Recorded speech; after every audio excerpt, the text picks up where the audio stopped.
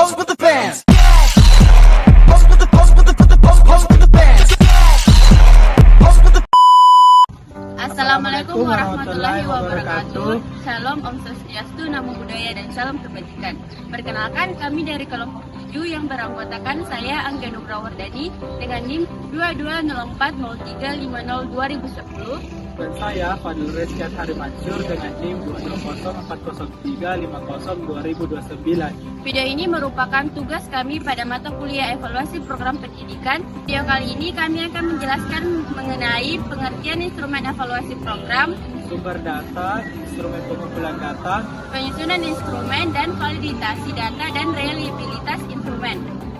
Baik, poin pertama yang akan saya jelaskan yaitu pengertian instrumen evaluasi program, di mana menurut Suharsi Narikonto menyatakan bahwa instrumen adalah alat bantu yang dipilih dan digunakan oleh peneliti dalam kegiatannya mengumpul data agar kegiatan tersebut menjadi sistematis. Alat atau instrumen evaluasi dalam Suharsi ini juga yaitu alat adalah sesuatu yang dapat digunakan untuk mempermudah seseorang dalam melaksanakan tugas atau mencapai tujuan secara lebih efektif dan efisien.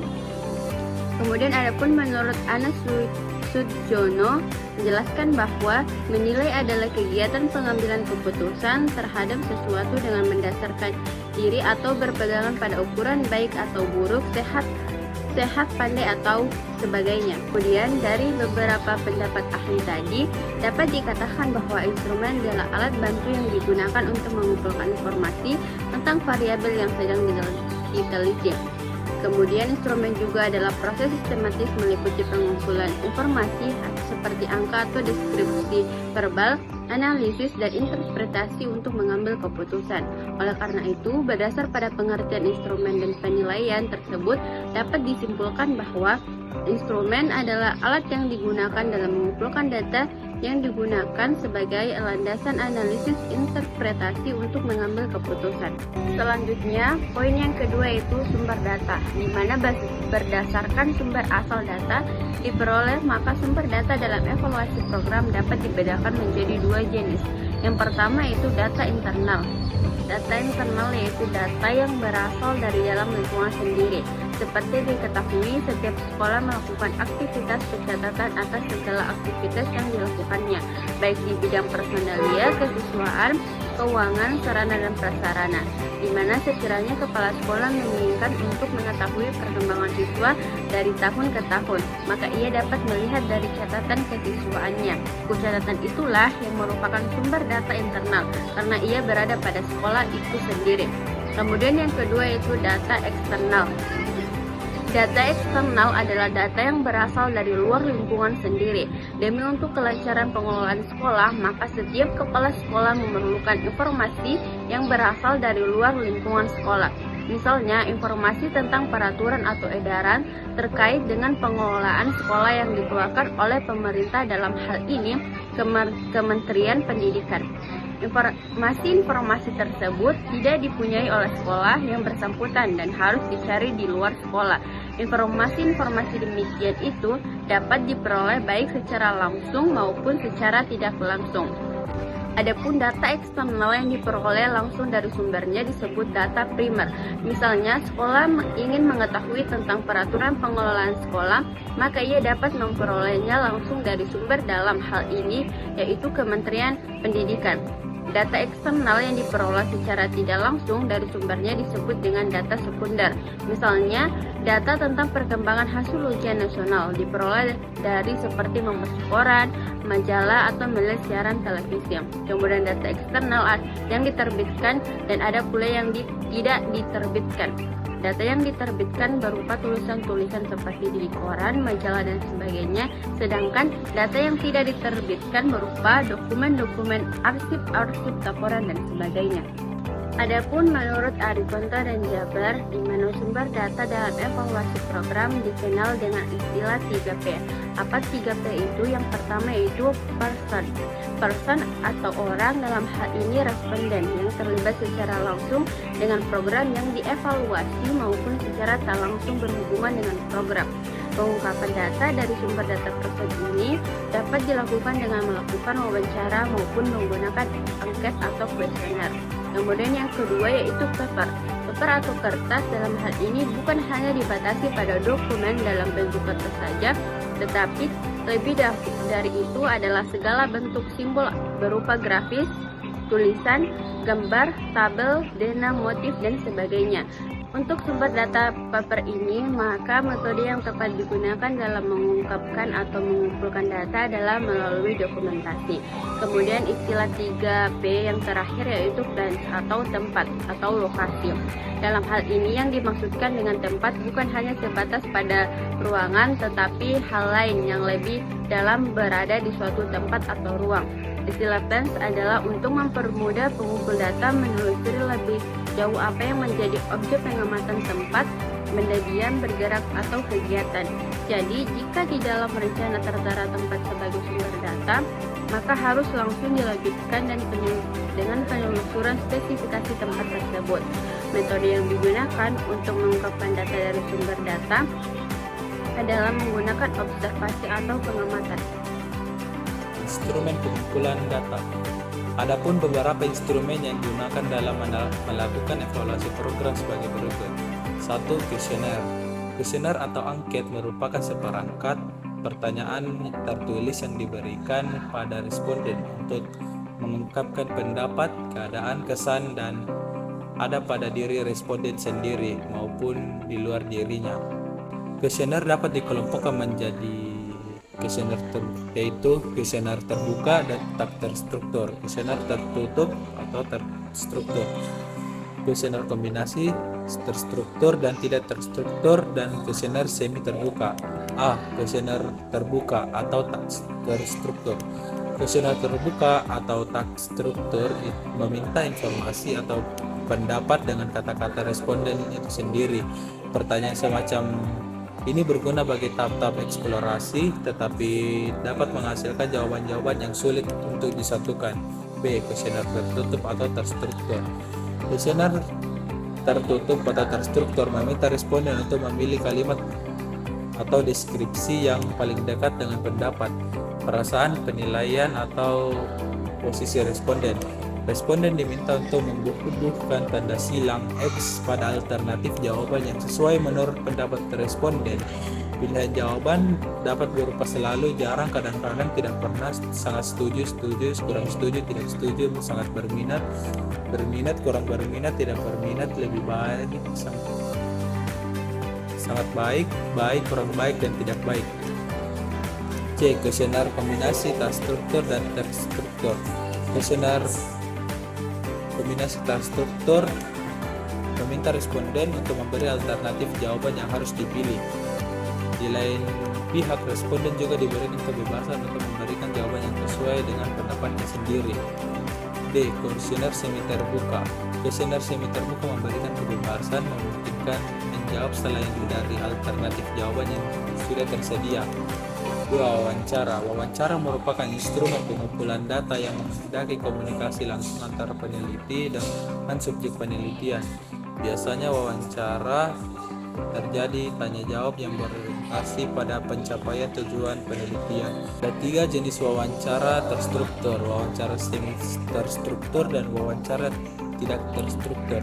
3. Observasi. Observasi atau pengamatan secara langsung terhadap proses yang langsung akan disetting program yang dievaluasi. Observasi dapat dilakukan terhadap klien terkait proses, aktivitas, dan interaksinya.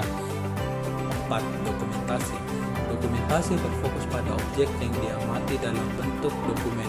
Dalam hal ini, dokumen dalam evaluasi program bukan hanya berupa dokumen atau catatan tertulis baik yang tertera pada surat keterangan, artikel, cerita, buku, maupun arsip administrasi. 5. Tes.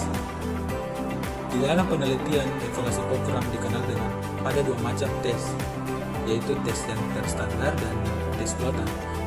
Kemudian penyusunan instrumen, di mana sebelum melakukan penyusunan instrumen evaluasi program, maka evaluator program terlebih dahulu menentukan instrumen yang digunakan dalam evaluasi program. Dalam hal ini sangat dipengaruhi oleh karakteristik program yang dievaluasi.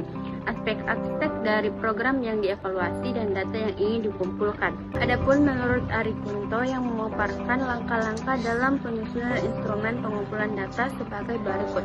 Yang pertama yaitu merumuskan tujuan, di mana evaluator haruslah merumuskan tujuan yang akan dicapai dengan instrumen yang akan disusun. Tahapan ini diperlukan untuk menyusun instrumen karena di sini akan tahu apa data yang terkumpul, apa yang harus dilakukan sesudah itu, apa fungsi setiap jawaban dalam setiap butir dan sebagainya. Kemudian yang kedua yaitu membuat kisi-kisi instrumen, di mana tahap berikutnya yaitu membuat kisi-kisi instrumen yang berisikan perincian tentang variabel atau aspek yang diukur dalam evaluasi program dan jenis instrumen yang akan digunakan untuk mengambil data dari variabel atau aspek yang diukur tersebut. Kemudian yang ketiga yaitu menuliskan butir-butir instrumen. Tahap ini yaitu menuliskan kisi-kisi instrumen atau butir-butir instrumen, maka langkahnya yaitu dengan merujuk kepada kisi-kisi yang telah disusun. Kemudian yang keempat yaitu menyunting instrumen.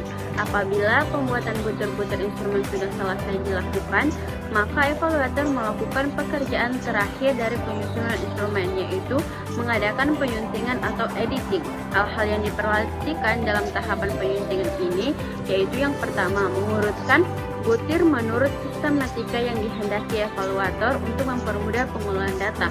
Yang kedua yaitu menuliskan petunjuk pengisian identitas dan sebagainya. Dan yang ketiga yaitu membuat pengantar permohonan pengisian instrumen yang akan ditunjukkan kepada responden. Validitas dan reliabilitas instrumen. 1. Validitas instrumen. Validitas atau validity dalam bahasa Inggris berasal dari kata valid yang artinya sah atau tepat. Validitas berarti sejauh mana ketepatan dan kecermatan suatu alat ukur dalam melakukan fungsi ukurnya.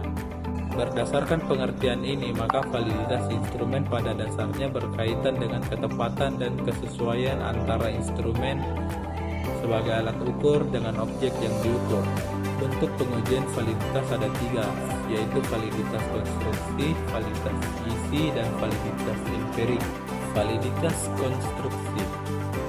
Validitas konstruksi adalah validitas yang mempermasalahkan sejauh mana item-item instrumen mampu mengukur apa yang benar-benar dimaksudkan yang hendaknya diukur sesuai dengan konstruk atau konsep khusus atau definisi konseptual yang telah ditetapkan.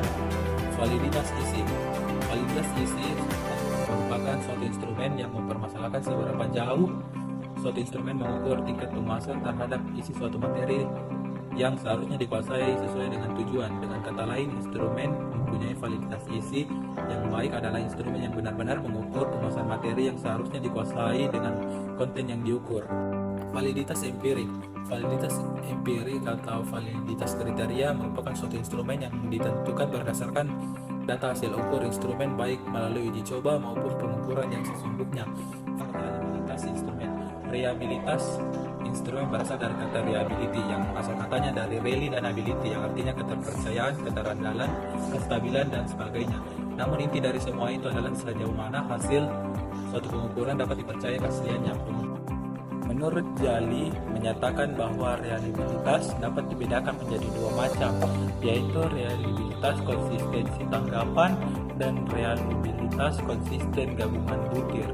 Reliabilitas konsistensi tanggapan responden mempersoalkan apakah tanggapan responden atau objek ukur terhadap tes atau instrumen tersebut sudah baik atau konsisten.